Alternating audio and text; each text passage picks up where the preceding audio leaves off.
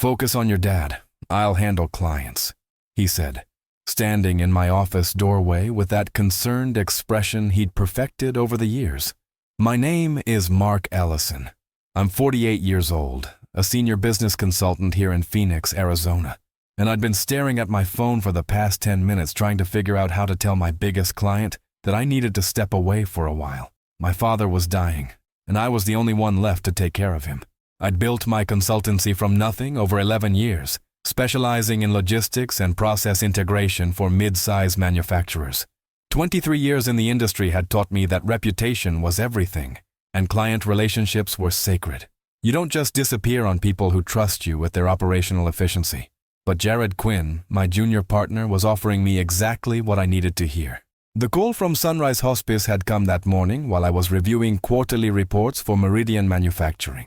Dad's condition had deteriorated overnight. The nurse, her voice gentle but direct, explained that we were looking at weeks, maybe a month if we were lucky. Someone needed to be there. Someone needed to make decisions. My ex-wife Linda lived in Seattle now with her new husband. Our daughter Emma was finishing her senior year at ASU, buried in finals and job interviews. It was just me. Jared had been with my firm for 3 years. I'd hired him when he was struggling to find his footing after a corporate downsizing at one of the big consulting houses. Smart guy, eager to learn, and I'd taken him under my wing the way Charles Harper had done for me when I was starting out. I'd taught him everything I knew about process optimization, client relationship management, and the particular way I structured contracts to protect both parties while ensuring clear deliverables. I appreciate that, Jared, I said, setting my phone down on the desk. But these clients have been with me for years. Meridian Manufacturing alone has been a relationship I've built over a decade.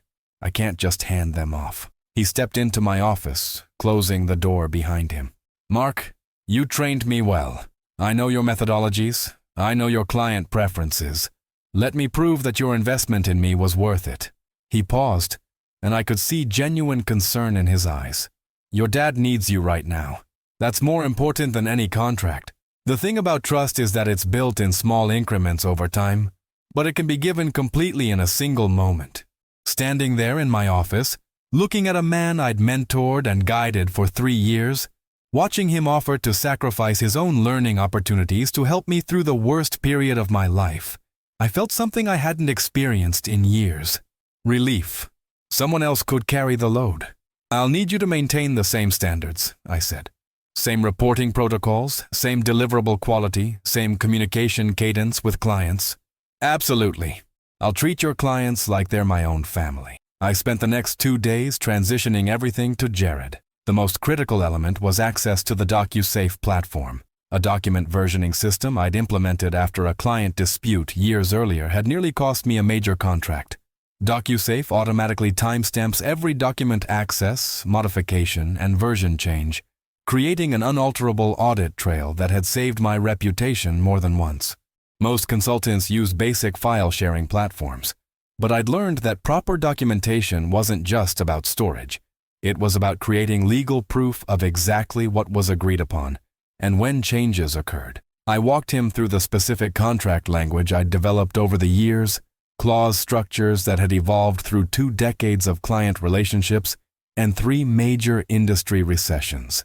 The termination clauses weren't just about protecting my firm.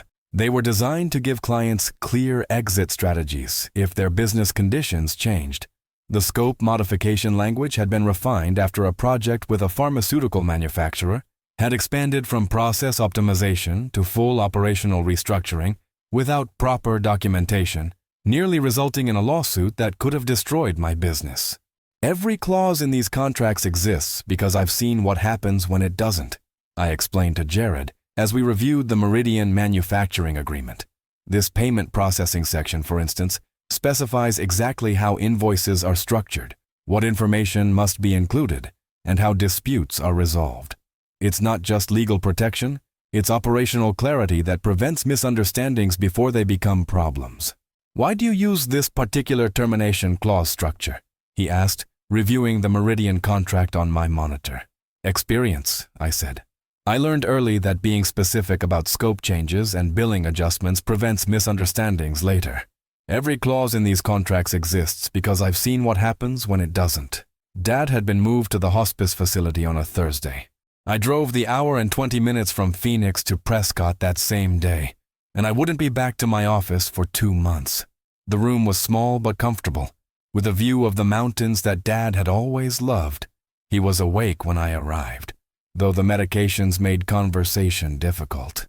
"Hey, old man," I said, pulling a chair up next to his bed. "Mark?" His voice was barely above a whisper. "You didn't have to come. Where else would I be?" The next weeks blurred together. Conversations with doctors and nurses, medication schedules, small moments of clarity when Dad would tell me stories I'd never heard about his time in the Navy or his early years with Mom before she passed. Jared called every few days with updates. Meridian Project was progressing smoothly. Apex Industries was pleased with the preliminary assessment. Everything was under control. "You don't need to worry about anything here," he assured me during one of our calls. "Focus on your dad. I've got this handled." I was grateful. The emotional weight of watching your father slowly slip away is something you can't prepare for, and knowing that my professional life was in capable hands allowed me to be present for those final conversations, those last quiet moments that you can never get back. Dad passed on a Tuesday morning in early October. I was holding his hand when his breathing simply stopped. The nurse said it had been peaceful, that he likely hadn't felt any pain. I sat with him for another hour, not ready to let go of those 23 years of conversations, advice, and the steady presence that had shaped most of my major decisions. The funeral was small. Emma flew in from Tempe. Linda came from Seattle with her husband, a few of Dad's old Navy buddies, some neighbors from his retirement community. Jared sent flowers with a card expressing his condolences and assuring me that everything at the firm remained stable. I returned to Phoenix the week after the funeral, emotionally drained but ready to ease back into work. The office felt different when I walked through the door. Cleaner somehow, more organized than I usually kept it. Jared had been thorough. "Mark, I'm so sorry for your loss," he said, standing up from his desk as I entered. "How are you holding up?" "Taking it one day at a time." "How are things here?" "Smooth. All clients are current on their projects. Billing is up to date. I think you'll be pleased with how everything maintained continuity." I spent the next few days reviewing project files, checking in with clients, and getting back into the rhythm of daily operations. Everything seemed normal. Meridian Manufacturing's operations manager, Jennifer Walsh, mentioned during our call that the invoicing format had been slightly different during my absence, but she assumed it was just a system update. "Different how?" I asked. "Just the layout, the payment processing information. Nothing major. I actually meant to ask you about it when we talked last month, but it slipped my mind." I made a note to check the invoicing templates when I got off the call. Small details mattered in this business. Consistency built trust, and trust built long-term relationships. It was while conducting my routine monthly audit of the DocuSafe platform that I first noticed something unusual. This wasn't casual file browsing. It was a systematic review I performed every month to ensure all client documentation remained current and properly archived. The platform's forensic logging capabilities went far beyond basic timestamps. It tracked every login, every document accessed, every modification made, and even every search query performed within the system. I'd specifically chosen DocuSafe over cheaper alternatives because of these advanced audit features. After witnessing too many consultants lose major disputes due to inadequate documentation, the first red flag was the access pattern analysis. During my 2-month absence, client contracts had been accessed during unusual hours, late evenings and weekends, in patterns that didn't match the project work I was seeing in the files. Meridian Manufacturing's contract showed 17 separate access events over 6 weeks, but their project had required only routine weekly reporting. More troubling, the system showed these contracts had been downloaded to external storage devices multiple times, something that should never happen with active client agreements. But the most damning evidence was in the revision comparison analysis. DocuSafe's differential tracking showed that critical contract sections had been modified and then reverted back to original language in systematic patterns. The payment processing clauses, sections I'd crafted specifically to prevent exactly this kind of manipulation, had been altered in ways that would redirect funds while maintaining the appearance of legitimate business operations. Someone had studied my contract structure carefully enough to exploit it while covering their tracks, but they hadn't understood that DocuSafe preserved forensic evidence of every change. The changes were subtle. Payment processing language had been altered in ways that wouldn't be immediately obvious to clients, but would fundamentally change how payments were routed. Where my standard contract specified direct payment to Ellison Business Consulting LLC, the modified versions included language about authorized payment processing through designated affiliate partners. I sat in my office at 9 o'clock that evening, going through every client contract in the system. The pattern was consistent across all of them. Jared had systematically modified the payment processing sections, then reverted the contracts back to their original language after some period of time. But DocuSafe kept every version, with timestamps. The next morning, I called Jennifer Walsh at Meridian Manufacturing. Jennifer, I need to ask you about the invoicing during my absence. You mentioned the format was different? Yes, the payment information section. Instead of your usual bank routing, there was a QR code for electronic payment, and some language about processing fees being handled by a third-party administrator. Did you use the QR code? For a couple of invoices, yes. It was more convenient than writing checks. Why? Is there a problem? I thanked her and hung up. Then I called David Chen at Apex Industries. Same story. Modified invoicing, QR codes for payment, third-party processing language that appeared professional and legitimate. The next call was to my bank. My business checking account showed the usual deposit patterns for the first month of my absence. Then nothing. No client payments had been deposited for the past 6 weeks. But according to my records, clients had been paying their invoices. I spent the rest of that day conducting what amounted to a forensic business analysis of my own firm. This wasn't emotional reaction. It was systematic investigation using the same methodologies I'd developed for analyzing client operations. I created a spreadsheet tracking every contract modification, cross-referenced with project timelines, client communications, and payment schedules. The pattern that emerged was sophisticated and methodical. Jared had been running a parallel billing operation using a technique I'd only seen in academic case studies of corporate fraud. He'd modify contracts to include language about authorized payment processing through designated affiliate partners, which sounded legitimate enough to pass casual review.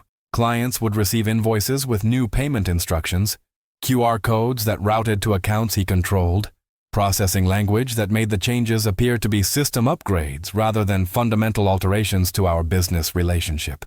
The most damaging aspect was the timing. He'd systematically target clients during their natural payment cycles, modify contracts just long enough to collect payments, then revert the documents back to original language. If anyone had questioned the changes, he could have claimed they were temporary processing improvements that had been reversed due to technical issues. It was a level of sophistication that suggested careful planning and detailed knowledge of both my contract structure and my clients' payment habits. But what he hadn't anticipated was the depth of my documentation systems. DocuSafe didn't just preserve every version of every document.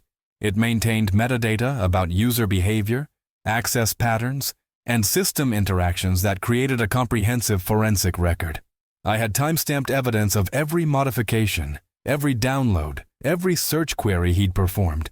The digital fingerprints were so complete that they constituted essentially ironclad proof of systematic fraud. That evening, I called my attorney, Harold Voss. I'd known Harold for 8 years, and he'd handled various contract issues for my firm over the years.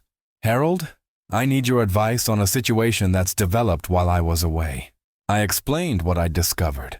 The contract modifications, the payment redirections, the systematic nature of the changes. Harold listened without interruption. Mark, what you're describing sounds like commercial fraud and misrepresentation. How much money are we talking about? I'd been calculating figures all afternoon. Based on the invoices I can verify, probably around $270,000 over 6 weeks. Jesus! Do you have documentation of the original contracts? Complete documentation, digital timestamps, revision histories, everything. Don't confront him directly. Don't let him know you've discovered this. We need to document everything properly before we move. Can you compile a complete record of what happened? I spent the next week building the case file. Every contract revision, every DocuSafe timestamp, every client payment confirmation. The evidence was overwhelming and meticulously documented. Jared had been running a parallel billing operation, collecting client payments through modified contract language while maintaining the appearance of normal business operations. The pattern was sophisticated. He'd modify contracts to redirect payments, collect the money, then revert the contracts back to their original language. If anyone had asked questions, he could have claimed the modifications were temporary processing changes, but he hadn't counted on the document versioning system maintaining complete records of every change. Harold reviewed the evidence file and confirmed what I already knew. This is ironclad. Commercial fraud, breach of fiduciary duty, probably criminal charges. Are you ready to move forward? Yes. The confrontation came on a Thursday morning. Harold was present, along with a forensic accountant who specialized in financial fraud cases. I'd asked Jared to come in early for what I described as the important firm meeting. Jared, we need to discuss some discrepancies that have come to light regarding client billings during my absence. I watched his face carefully. There was a moment, maybe 3 seconds, where his expression didn't change. Then I saw the recognition, the calculation, the decision to deny everything. I'm not sure what you mean, Mark. All client billings were processed according to your standard procedures. Harold opened the evidence folder and placed the first document on the conference table. Mr. Quinn, we have complete documentation of unauthorized contract modifications, redirected client payments, and systematic misrepresentation of payment processing procedures. Would you like to review the evidence before we continue this conversation? The next hour was uncomfortable. Jared maintained his innocence initially, then shifted to claiming the modifications were temporary processing improvements, then finally to suggesting that any misunderstanding was unintentional.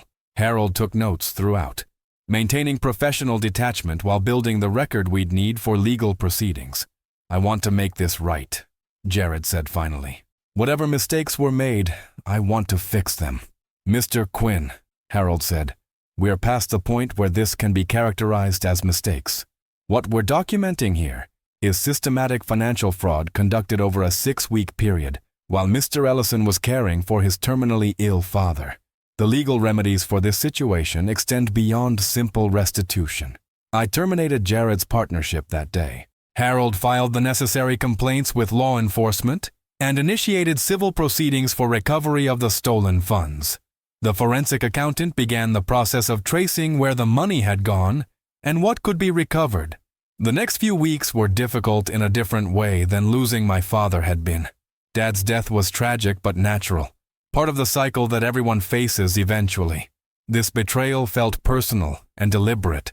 Someone I'd trusted, mentored, and supported had systematically stolen from my clients while I was grieving. But the evidence was comprehensive, and the legal process moved forward with surprising efficiency. Jared had deposited the redirected payments into accounts for an LLC he'd established called Quinn Processing Solutions. The money trail was clear and well documented. His attorney attempted to negotiate a settlement, but Harold advised against it. This needs to go through the full legal process, he said.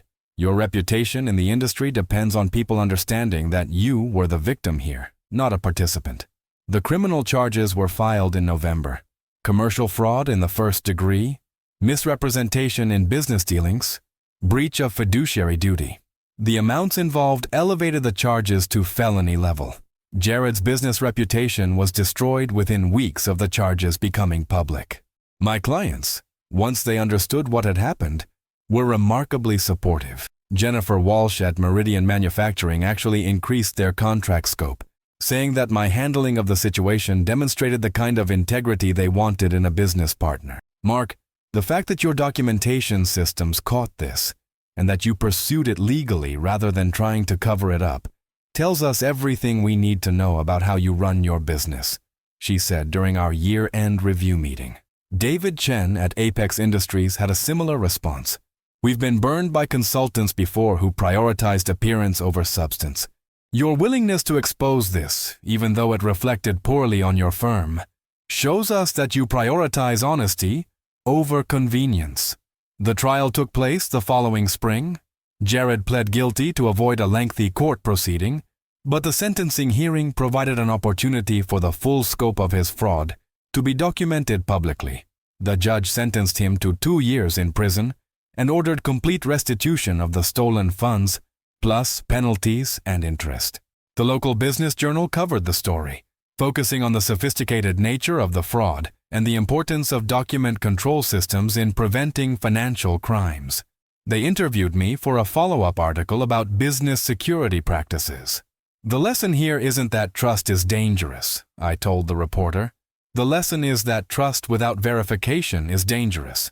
I trusted Jared completely, but my systems were designed to verify everything. That combination of trust and verification is what protected my clients and my business. 6 months after the trial, I received a letter from the Arizona Business Ethics Council.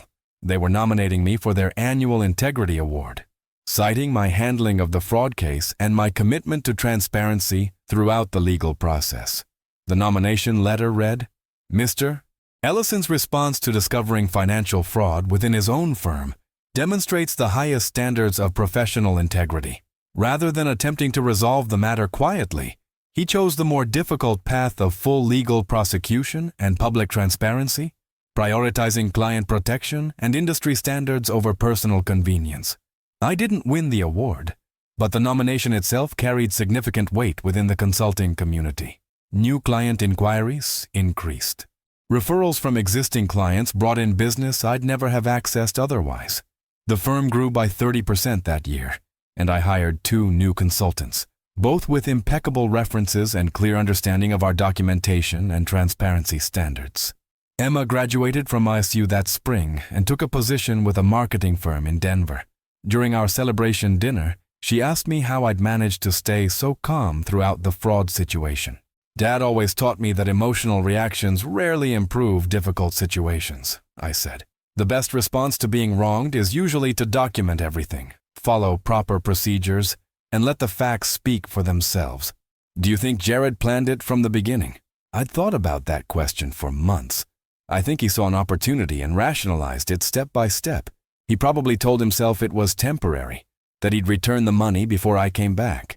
But once you cross that line, it becomes easier to keep crossing it. Do you regret trusting him? I regret that my trust was misplaced, but I don't regret the decision to trust him. If I stop trusting people because one person betrayed that trust, then Jared's theft becomes more than financial. It becomes personal. The years that followed were good ones for the firm. We developed new service lines, expanded into additional industries, and built a reputation for both technical excellence and ethical business practices. I remarried in 2018 to a woman named Sarah, who understood the demands of running a professional services firm and had her own successful career in healthcare administration. Looking back, I realized that Dad's death and Jared's betrayal happened within the same few months, not as separate tragedies, but as connected experiences that taught me something important about the difference between loss and betrayal. Losing Dad was painful, but ultimately strengthening. It connected me to what mattered most and clarified my priorities in ways that improved every aspect of my life afterward. Jared's betrayal was different. It was a deliberate choice to exploit vulnerability for personal gain. But the way I responded to it, the systems I had in place to detect it, and the legal process I pursued to address it, all of that became part of my professional reputation in ways that ultimately strengthened my business. Sometimes people ask me if I would have done anything differently, knowing what I know now. The answer is no. I would have trusted Jared with my clients again, because that trust was based on 3 years of professional relationship and demonstrated competence. I would have stepped away to care for my father again, because that was the right thing to do regardless of the professional consequences. The only thing I might have done differently was to maintain more frequent contact with clients during my absence. Not because I suspected fraud, but because those relationships were too important to delegate completely, even to someone I trusted.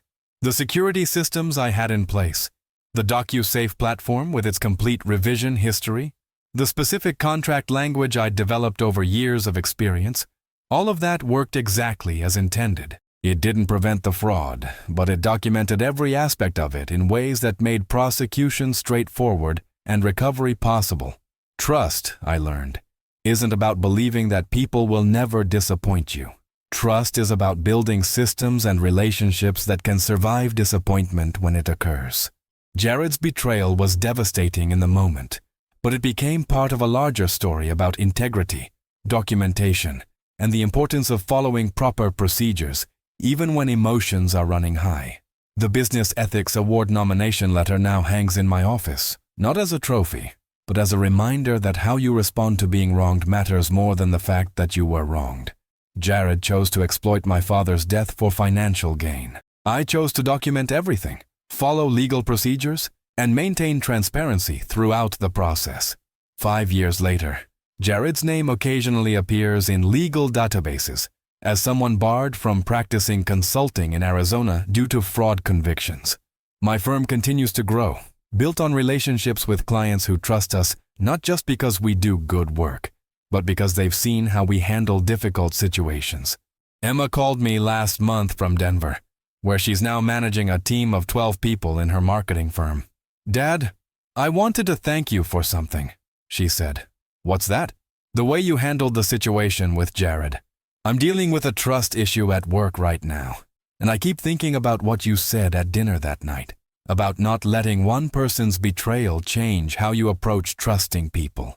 How's it working out? Still learning? But I think I understand now why you were so methodical about everything. It wasn't just about getting the money back. It was about proving that doing the right thing actually works." She was right. The methodology mattered as much as the outcome. Anyone can be betrayed. Not everyone chooses to respond with documentation, legal process, and transparency. The choice to follow proper procedures, even when you're grieving and angry, that choice becomes part of your reputation in ways that outlast the immediate crisis. Jared served 18 months of his 2-year sentence and was released on parole. I heard through industry contacts that he'd moved to another state and was working in a retail management position. I hope he learned something from the experience, but that's not my responsibility anymore. My responsibility was to protect my clients, maintain professional standards, and respond to betrayal in ways that strengthened rather than weakened the business relationships that matter most. The rest, as Harold had said during those first difficult conversations, was just a matter of following proper procedures and letting the facts speak for themselves. Sometimes the best response to being betrayed is simply to document everything, follow the law, and trust that integrity compounds over time just like fraud does. The difference is that integrity compounds in your favor, while fraud compounds against the person who chooses it. "Focus on your dad," he had said. And I did. But I also focused on building systems that could protect my clients and my business, even when I wasn't there to supervise them directly. That combination of personal attention and systematic protection is what turned a potential disaster into a story about professional growth and ethical leadership. Trust is earned over time. Destroy it once, and time itself becomes your enemy.